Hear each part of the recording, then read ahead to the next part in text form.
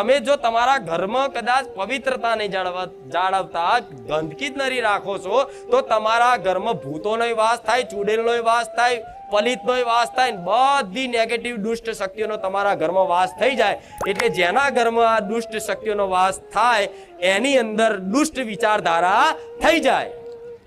આપે રૂપે દુષ્ટ વિચારધારા મતલબ આમ થાય તે કદાચ ગારો બોલવાનું, ઝઘડવાનું, મારઝૂડ કરવાનું, અનાજનો અનાદર કરવાનું, રિમોટ તોડી નાખવાની, ખુરશીઓ તોડી નાખવાની, ટીવી પસાડવાનું થાય છે ને બધું.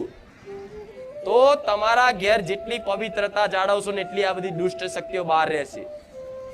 અને એ પવિત્રતા જાળવશો તો તમારો કુળનો દીવો તમારા ઘરમાં 24 કલાક વસવાટ રહેશે.